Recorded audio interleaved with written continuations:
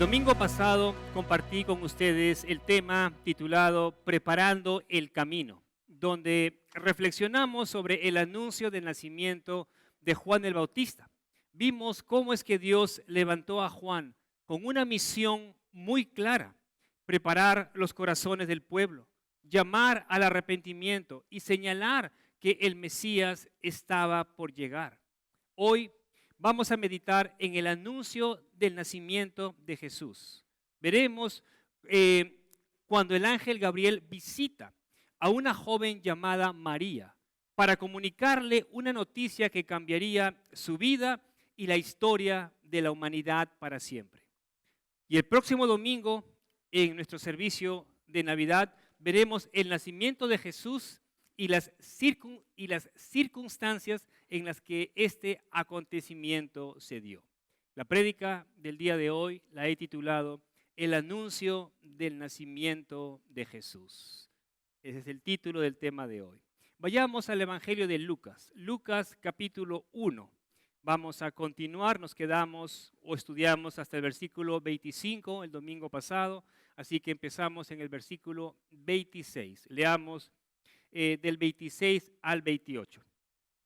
Al sexto mes, el ángel Gabriel fue enviado por Dios a una ciudad de Galilea llamada Nazaret, a una virgen comprometida para casarse con un hombre que se llamaba José, de los descendientes de David. Y el nombre de la virgen era María.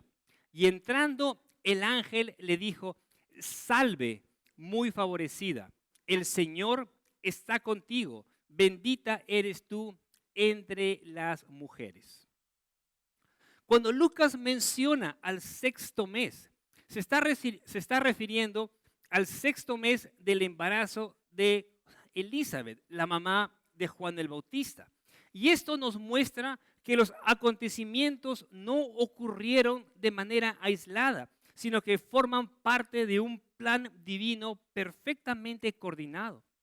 El texto nos dice que el ángel Gabriel fue enviado por Dios. El ángel Gabriel fue enviado por Dios a una ciudad de Galilea llamada Nazaret. Nazaret era un pequeño pueblito, es más, era una aldea agrícola en la provincia de Galilea, una aldea sin mucho reconocimiento, comparada con Jerusalén, la capital religiosa y política de Judea. Nazaret era totalmente insignificante. Por esa razón, los judíos que vivían en Judea, en la provincia de Judea, menospreciaban a los galileos, es decir, a la gente de la provincia de Galilea, y aún más a los habitantes de aldeas pequeñas como Nazaret. Y esto se refleja claramente en las palabras que Natanael menciona en Juan 1:46, cuando él va a decir: ¿puede salir algo bueno de Nazaret? O sea, de una manera despectiva.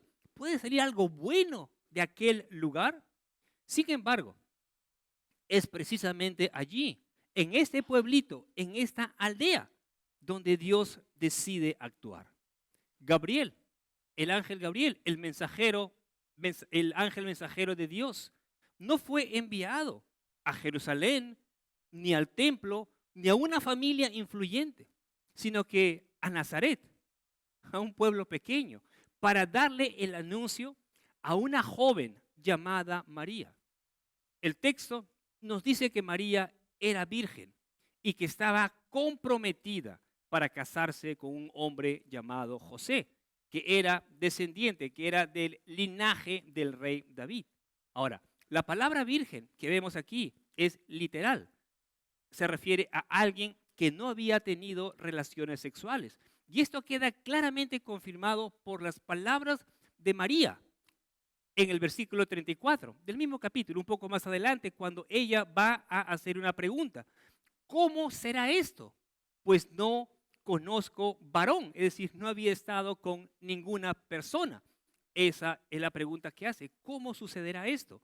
Pues no conozco varón. María estaba desposada con José. En otras palabras, estaba comprometida para casarse.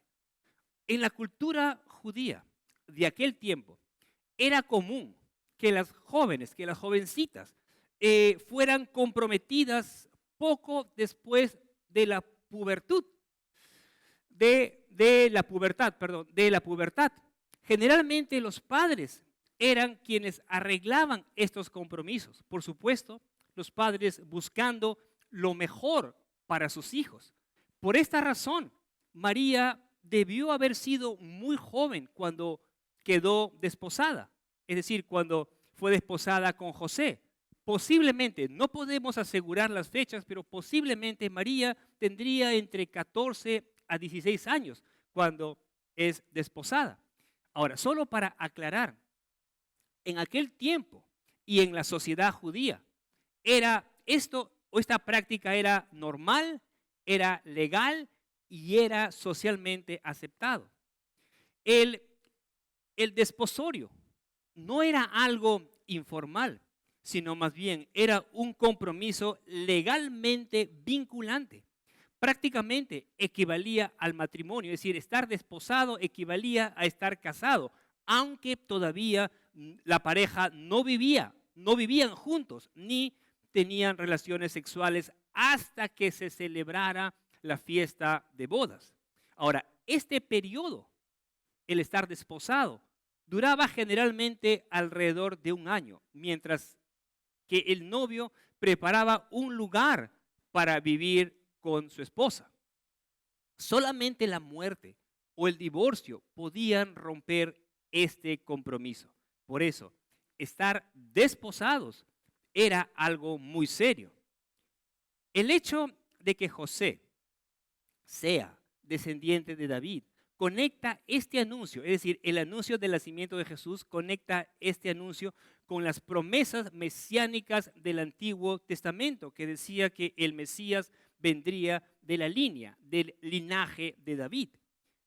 El Evangelio de Mateo también nos dice que José era un hombre justo. Cuando José se da cuenta que María estaba embarazada, él pensó en dejarla en secreto. O sea, imagínense, se entera, no había estado con María, se entera que está embarazada. Él pensó dejarla en secreto. Según la ley de Moisés, María podía ser condenada a morir apedreada. Pero José, movido por el amor que tenía por ella, que tenía por María, y además porque era un hombre bueno, era un hombre justo, dice el texto, él quiso protegerla. Y mientras que pensaba en esto, es decir, pensaba seguramente en el momento o cómo dejarla, un ángel del Señor se le aparece y le dice: José, hijo de David, no temas recibir a María tu mujer, porque lo que en ella es engendrado del Espíritu Santo es. Y José obedeció, hizo tal cual como le había indicado el ángel del Señor, y recibió a María como su esposa. Aunque José sabía que él no era el padre biológico del niño, al estar casado con María, Jesús venía a ser legalmente su hijo por adopción.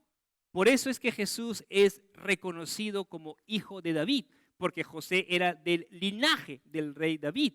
Y al ser llamado hijo de David, ese era uno de los títulos mesiánicos de nuestro Señor Jesucristo. Para María, el escuchar estas palabras, el saludo del ángel, al escuchar que el ángel le dice: salve, muy favorecida, el Señor está contigo, bendita eres tú entre las mujeres. Para ella, escuchar ese tipo de saludo fue algo sorprendente, algo inesperado, porque era raro. Ese no era un saludo común entre ellos, así que escuchar estas palabras le sorprendió muchísimo. La expresión muy favorecida significa llena de gracia o también objeto del favor inmerecido de Dios. Y cuando el ángel le dice, el Señor está contigo, le estaba asegurando que Dios la ha escogido, la había escogido y que la acompañaría en la misión que estaba por recibir. Leamos los versículos del 29 al 33. Lucas 1, 29 al 33.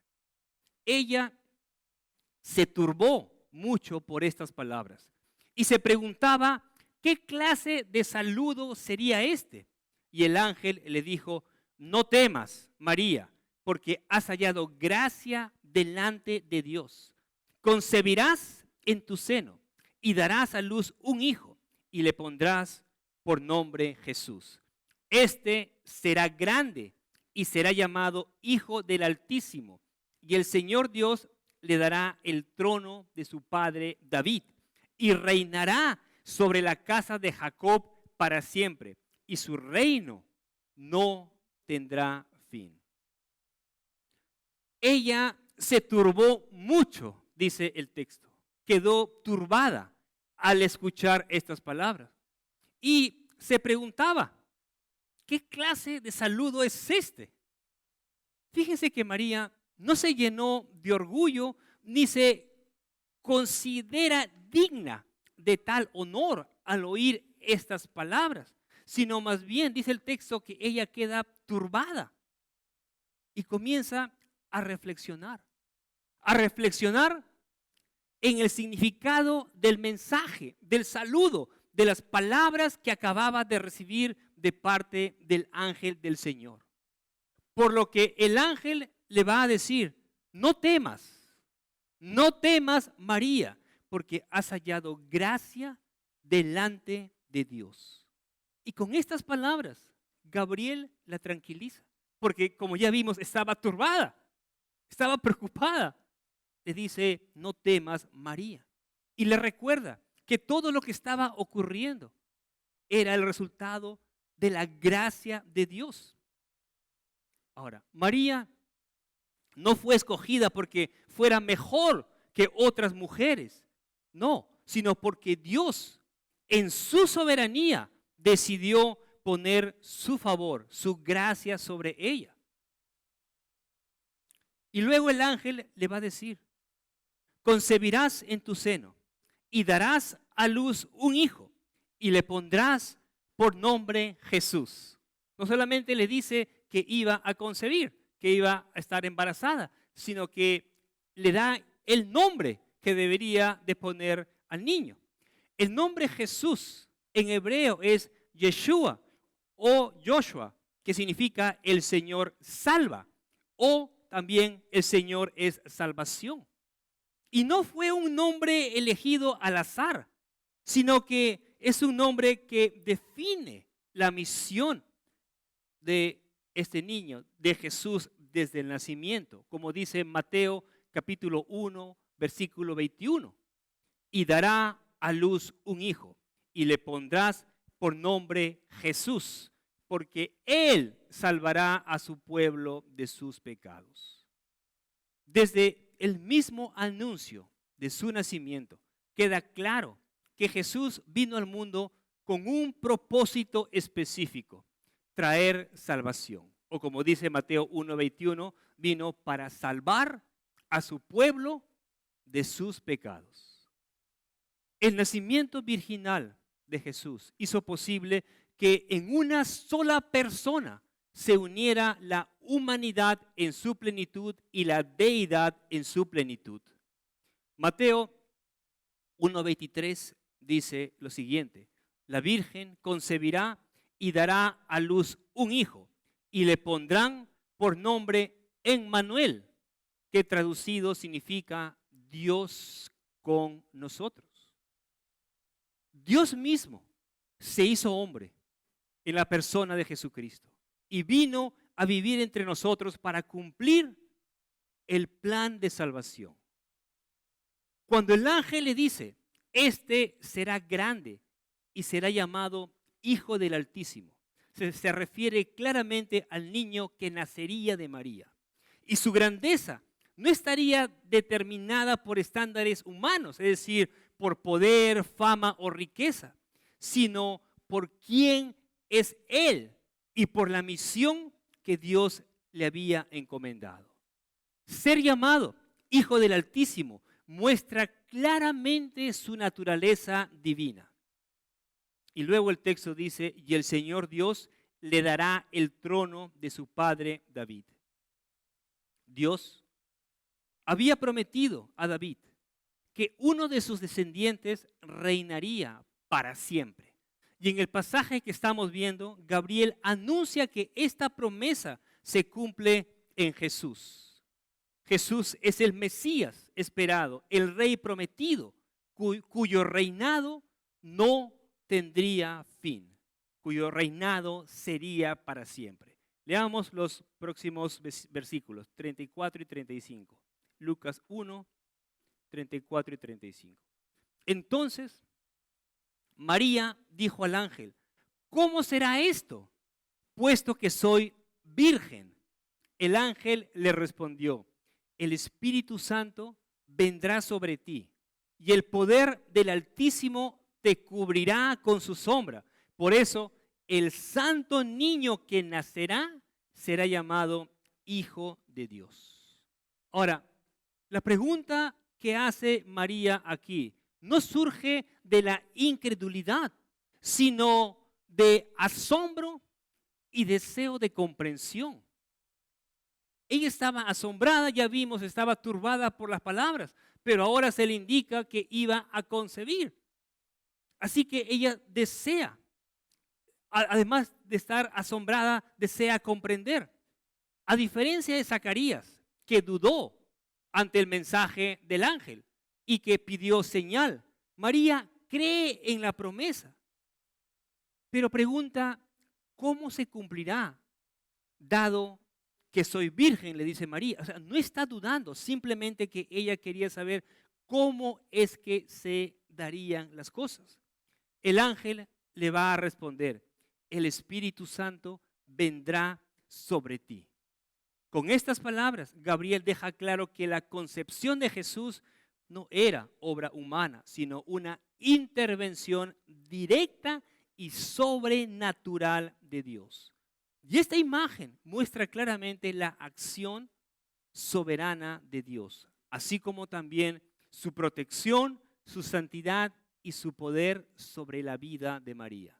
Vemos a Dios obrando sobre la vida de ella. Jesús es llamado santo desde su concepción. Él nació sin pecado. El texto dice, el santo niño que nacerá será llamado Hijo de Dios. Y este título no es simbólico ni metafórico. Afirma claramente su divinidad, porque Jesús es Dios. Desde su concepción, la Escritura enseña que Jesús es verdadero hombre y verdadero Dios, el único capaz de reconciliar al ser humano con Dios. Leamos los versículos del 36 al 38. Tu parienta Elizabeth en su vejez también ha concebido un hijo, y este es el 6º mes para ella, la que llamaban estéril, porque ninguna cosa será imposible para Dios. Entonces María dijo, aquí tienes a la sierva del Señor, hágase conmigo conforme a tu palabra. Y el ángel se fue de su presencia. El ángel menciona el embarazo de Elizabeth como una evidencia y una señal de confirmación para María. Aquella mujer que por años había sido conocida y llamada estéril, ahora estaba encinta, ya era su 6º mes. Con esto, Dios fortalece la fe de María y le recuerda que Él tiene poder para hacer lo que para los seres humanos es imposible. Y luego el ángel declara una de las verdades más profundas de las Escrituras. Va a decir, porque ninguna cosa es imposible para Dios. Porque ninguna cosa es imposible para Dios. Y hermanos, quiero que entiendan y recuerden, no hay límites para el poder de Dios. Lo que es imposible para el ser humano es completamente posible para Dios. Muchas veces nosotros somos los que limitamos el poder de Dios porque no creemos. Pero ¿qué dice la palabra? Que no hay nada imposible para Él. No hay nada imposible para Dios. Muchos de nosotros a lo largo de nuestra vida cristiana hemos visto y experimentado esta verdad. Hemos sido testigos de cómo Dios ha obrado poderosamente en nuestra vida. Muchos de nosotros estábamos completamente perdidos y Él ha transformado nuestras vidas. Y no solamente las nuestras, pero de mucha gente. Hemos visto sanidades, no solamente en los tiempos bíblicos, también hemos visto cómo es que Dios obra poderosamente el día de hoy. Hemos sido testigos de cómo Dios abre caminos donde no los había. Restaura lo que parecía perdido y obra de maneras que jamás imaginamos. Dios no ha cambiado. Él sigue siendo el mismo, queridos hermanos, y sigue obrando poderosamente. Aquí depende de que si tú crees o no crees, pero la palabra dice que para Dios no hay nada imposible. Finalmente, encontramos la respuesta de María. Aquí tienes a la sierva del Señor, va a decir María. Hágase conmigo conforme a tu palabra. Y esas palabras revelan, muestran una fe obediente y rendida. María no pide señales, no exige explicaciones, ni pone condiciones.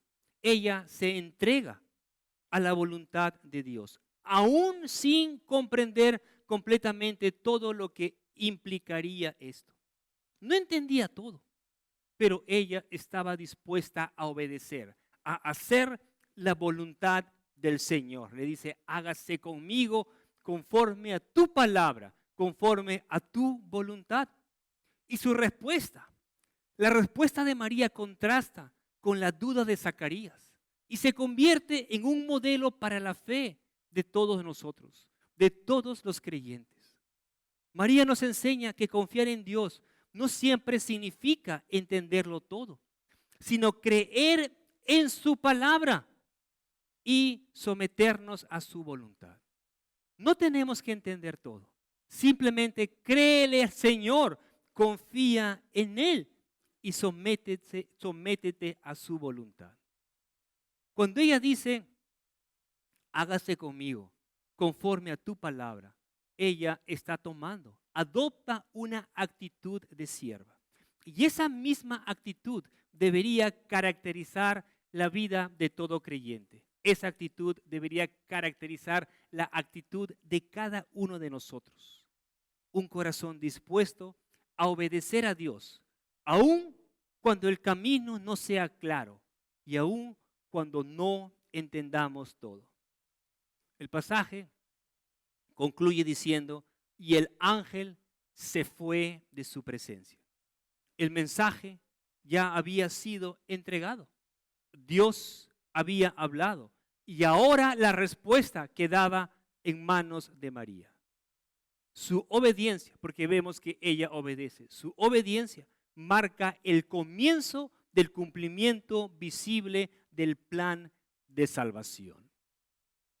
La próxima semana, próximo domingo, veremos la continuación de esta maravillosa historia. Veremos el nacimiento de Jesús y las circunstancias en las que Dios decide entrar en nuestra historia. Juan 3:16, un versículo muy conocido. Juan 3:16 resume todo lo que hemos meditado el día de hoy. Juan 3:16 dice, porque de tal manera amó Dios al mundo que dio a su Hijo unigénito, para que todo aquel que cree en Él no se pierda, mas tenga vida eterna. Dios nos dio a su Hijo unigénito por amor, no por obligación, no porque lo mereciéramos, sino por pura gracia. Lo dio para que al creer en Él podamos ser salvos, para que por medio de su sangre derramada en la cruz nuestros pecados fueran perdonados y nuestra relación con Dios restaurada. Jesús murió en la cruz para librarnos de la condenación eterna y resucitó para darnos vida nueva a todos los que creemos y venimos a Él. En el pasaje que hemos estudiado el día de hoy, vemos que Dios cumple sus promesas, que nada es imposible para Él y que su obra avanza a través de personas humildes y obedientes, personas que se someten a su voluntad. Dios habló, María creyó y la historia de la salvación siguió su curso. Hoy Dios sigue hablándonos por medio de su palabra. La pregunta no es si Dios tiene poder para cumplir sus promesas, sino si nosotros estamos dispuestos a responder como María. Que nuestra oración o nuestra respuesta sea la misma que salió de sus labios. Señor, aquí está tu siervo. Hágase conmigo conforme a tu palabra. Hágase conmigo conforme a tu voluntad. ¿Quién dice amén a eso?